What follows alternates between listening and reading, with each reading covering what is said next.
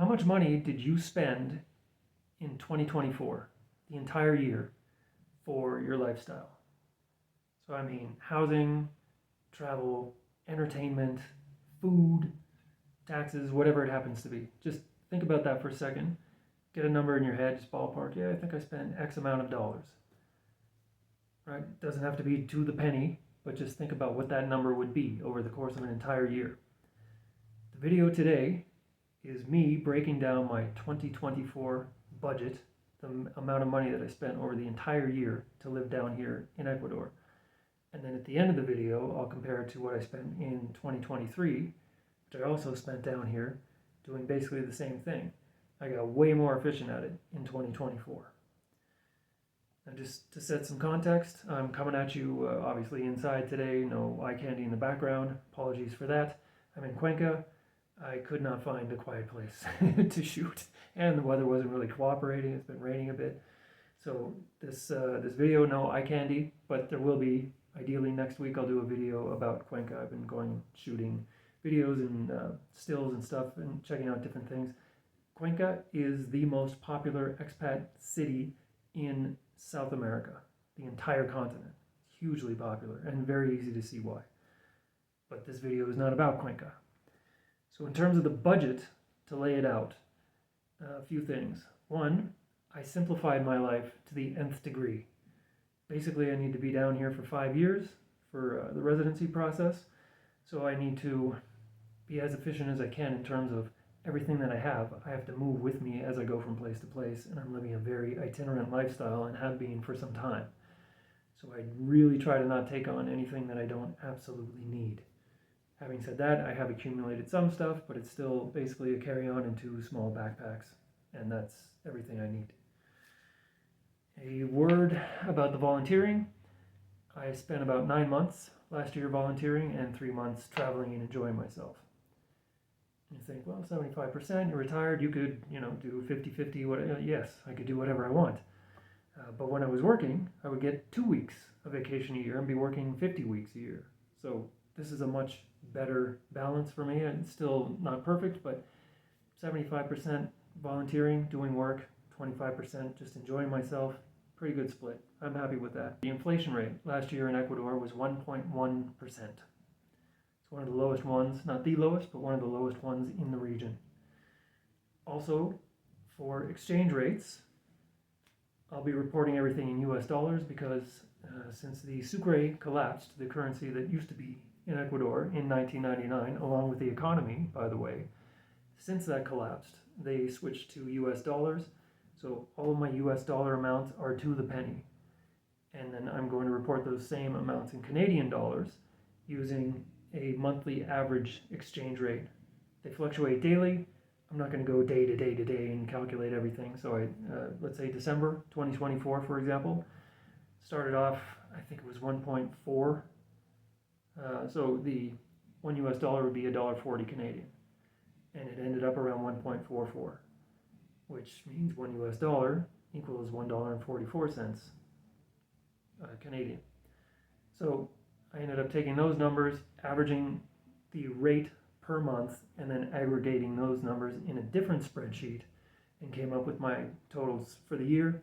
We did the same thing in 2023. I've been doing a practice like this for decades, literally. I won't go into it here, but that's the basics. I want to set the table so you understand how I got these numbers and how accurate they are. And I update these numbers not daily, but every 2 or 3 days. And by the way, when I'm volunteering, sometimes there's days or even weeks where I literally don't spend anything, unless you want to count my cell phone bill, which is $12 US a month for 12 gigs. No joke. 12 gigs for $12 US. Unbelievable. $144 a year. In 2024, my total budget for everything that I spent down here in Ecuador for the entire year was, drumroll please, got my props again today,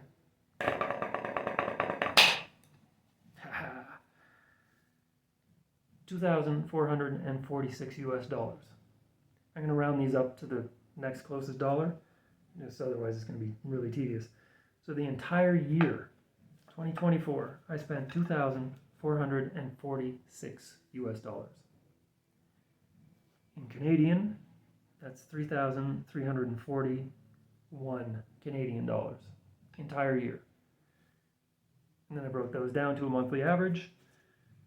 So that came out to about 204 US dollars a month, or 279 Canadian dollars a month. And then the final one is the daily. This one I'll get into the weeds.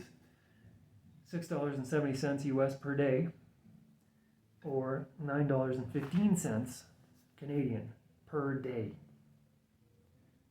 Insane. There's no way I could do that in Canada or the US. So again, those top line numbers for the year, 2,446 US dollars, or 3,341 Canadian dollars.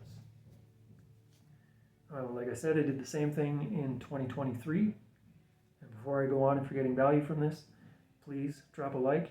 If you have any comments or questions, hit me up in the comment section. And if you know anybody that would be interested in this, and like I said, no eye candy on this one, sorry about that. If you know anybody that would be interested in this, somebody that wants to travel but thinks, oh, it's too expensive, I can't do it, I can't afford it, like, there's ways, right? Maybe you don't want to do a 5-year trip like I'm doing. Maybe you want to do a 6-month trip, and you decide, I have enough money to travel for 3 months, but if I volunteer, maybe I could stretch that out to 6 and have a much more real experience, like immersive experience with the people in wherever it is that you're traveling to. And it's still an exchange of value. You're giving something and getting something in return, and so is the host. It's just not currency, right? There was a time when this was way more common than it is today, but we've been conditioned to think you have to work to earn money so you can exchange that money for what you want. But realistically, money is just a store of value, so if you could just give somebody the value that they would get from the currency that you would normally pay them, you can come up with a fair way to barter your service for their good, or your service for their service, or whatever it happens to be. So, 2023. Drum roll, please. Total amount of money that I spent in 2023 was considerably higher, by the way. 3,800 US dollars for the entire year. Again, food, accommodations, travel, clothing. And in Canadian, that is $5,136 for the entire year of 2023. Cell phone plan was the same, $12, 12 gigs the entire year. And to break those numbers down to the monthly, you get 317 US dollars per month, or 428 Canadian dollars. And then if I break it down to the daily, $10.41 US per day, or $14.07 Canadian per day. And to give you those numbers again, just the top line numbers, 2023, for the entire year, I spent 3,800 US dollars, which is about 5,136 Canadian dollars. And then in 2024, I spent 2,446 US dollars, or 3,341 Canadian dollars, which comes out to 2024. I spent $1,355 less than in 2023 for pretty much the exact same stuff, or 1,795 Canadian dollars less. And in a way that it probably makes the most sense, the easiest way to conceptualize that is to say I spent 35% less in 2024 as inflation went up than I did in 2023, because I got more efficient, and through tracking these numbers I saw, do I need to spend money here? And sometimes I do, and sometimes it's better if I spend a little more money than I'm currently spending, or can I cut this expense out, or how do I figure out a way to keep my expenses low and to keep exchanging, bartering, basically, value for service, or value for good, or value for whatever it is that I need. I was really happy with my numbers, and I'm looking at, I don't know if I could replicate 2024 this year. I'm going to try, certainly. We'll see how that plays out, but I'm very aware of where I'm spending money. I plan on living just as simply as I did in 2023 and 2024. Still doing volunteer work. I've still got about 3 years ahead of me on the process to get to permanent residency status down here in Ecuador. So I hope you got something out of those numbers. Hope it gives you some perspective and like, wow, it really doesn't have to be crazy expensive. You can live on a lot less. And not everybody wants to do what I'm doing. I'm just saying it can be done because I did it. Please like, please subscribe, and please share it with anybody that you think might enjoy it as well. Peace out. See you out on the road.